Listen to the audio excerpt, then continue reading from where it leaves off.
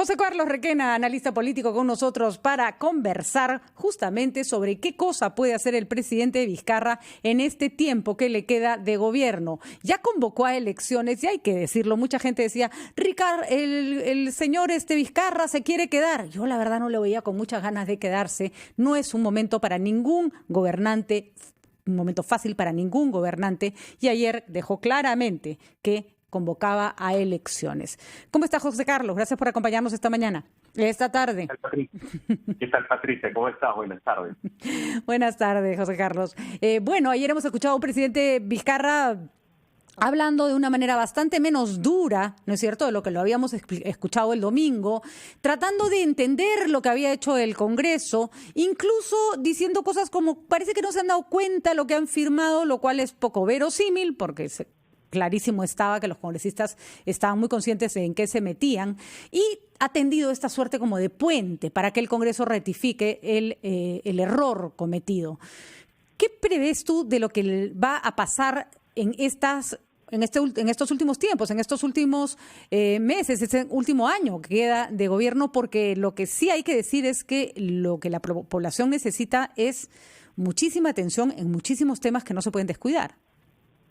Sí, efectivamente, creo que la pandemia sigue siendo el principal tema de apremio para las autoridades políticas y va a depender mucho de qué ánimo sea el que prime en estos tiempos, ¿no? Es decir, si prima este ánimo de crispación que hemos visto el fin de semana y que se ha prolongado quizás hasta ayer, y vamos a ver si se mantiene en la reunión del Consejo de Estado que se ha convocado para hoy, pues la perspectiva es absolutamente negativa, porque vamos a tener a dos poderes enfrentados, distraídos en lucha más bien de poder, sin solucionar los problemas reales de la gente, ¿no? Uh-huh. Y en cambio, lo que se impone es un diálogo, se impone un manejo mucho más prudente de los recursos de los que cada uno dispone, pues deberíamos llegar en un mejor pie al 2021, que sin duda estamos llegando complicados,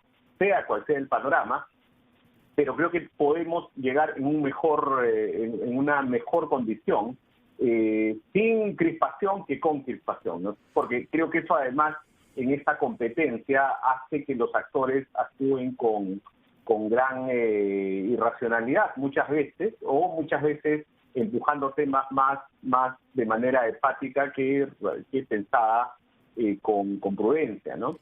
Es curioso porque estamos hablando de un contexto que nadie previó, un Congreso cuya agenda principal era la reforma política y le cae una pandemia entre manos, lo cual, por cierto, le da pie a muchas medidas populistas, ¿no es cierto? Y un presidente que está ocupadísimo, y hay que decirlo, desbordado por una lucha contra la pandemia y además por un frente económico que se le ha abierto bastante complejo. ¿Quién tiene más capacidad de pulsear en este caso? Porque este no es el Congreso de antes, ¿no? Ni Vizcarra está en las mismas condiciones de hace un año, ¿no? Sí, efectivamente. Hay que ver si la verdad la agenda la agenda real era esta, o era la que el presidente Vizcarra, o digamos y con él un gran sector de la población quería, porque no fue un tema que marcó el debate en las elecciones, si se quiere. Era algo que sí, digamos, se discutía en muchos ambientes mediáticos, académicos, de sociedad civil, pero los resultados del 26 de enero nos traen una composición absolutamente distinta a esas expectativas, ¿no? Entonces, una vez instalados, si eso le agregas la pandemia, pues ya la agenda cambia de manera radical. Y por otro lado, creo que el presidente y su entorno pecaron de negligentes cuando, teniendo un tema tan preciado, abandonaron el espacio parlamentario. Me refiero a que no presentaron una lista, y en consecuencia no tienen ningún representante ahora en el Congreso, y eso hace que todo sea mucho más complicado, ¿no? Ni parece que hubieran estado haciendo ningún tipo de política, porque puedes no tener representantes, pero puedes tener conexiones con el Congreso. Porque no sé cuál es tu apreciación de los hechos, José Carlos, pero da la impresión de que el Congreso entendió rápidamente, de manera muy equivocada de pronto, qué es lo que la población quiere escuchar. ¿no es cierto? Estamos en un momento de pandemia y la población quiere que le condonen deudas, no pagar recibos, no pagar que le den su plata de la AFP, y ha entrado con mucha fuerza por ese lado, sin que haya aparentemente ninguna coordinación con el gobierno como para que esto no se arme un zafarrancho, ¿no?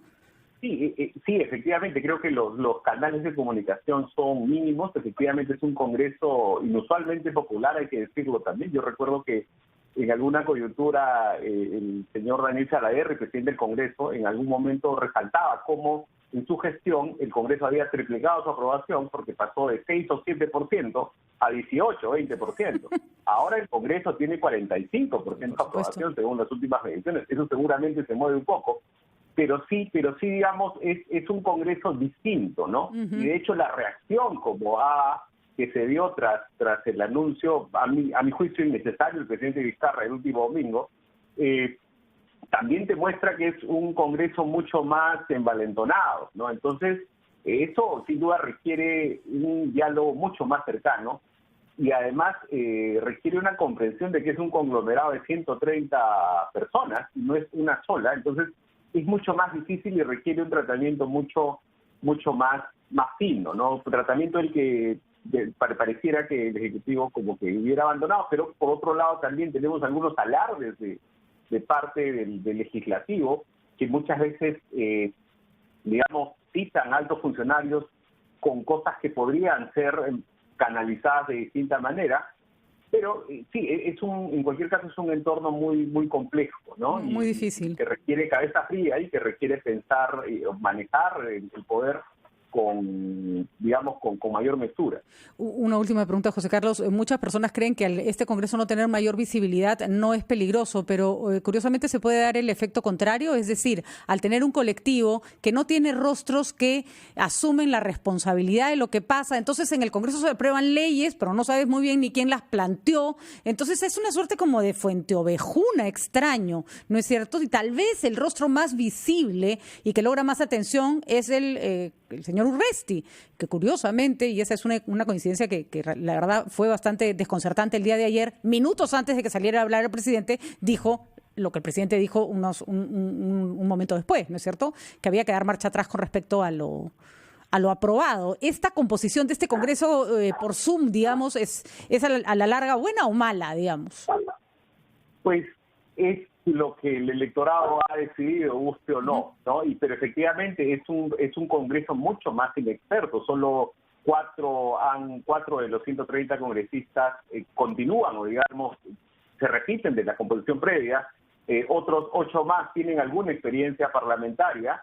Entonces estamos hablando de solo del 10%, cuando esto regularmente, y ya era una situación complicada, cuando esto generalmente está entre el 25 y el 30%, ¿no? Entonces, es un Congreso, creo yo, que lamentablemente está en aprendizaje. Muchos tienen más bien una perspectiva de política subnacional y es con lo que toca lidiar, ¿no? Y es la representación nacional, guste o no, pero efectivamente es un Congreso mucho más difícil de leer por la fragmentación, por la inexperiencia, porque es popular, porque estamos en pandemia, porque la nueva realidad social hace que muchos no se conozcan de manera personal. Entonces, es una situación bastante compleja y complicada la que va a acompañar el último tramo del presidente Vizcarra, que como tú decías en tu introducción, además, yo no, era de los que dudaba que quería quedarse. De hecho, hace más de un año quiere irse.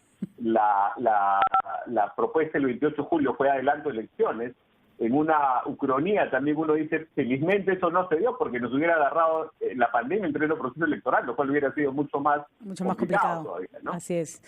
Muy bien, José Carlos, vamos a ver qué pasa en esta relación ejecutivo-legislativo. Lo cierto es que este Congreso tiene lo de inexperto, tiene también lo de envalentonado, entonces hay que saber con qué se lidia. Creo que no se puede medir este Congreso como se medía el Congreso anterior, son totalmente distintas, las coyunturas son completamente distintas. Muchísimas gracias, José Carlos, por haber estado con nosotros, ayudándonos a entender esta nueva normalidad, que quiere decir Congreso y el Ejecutivo peleándose. Vamos a una pausa y regresamos.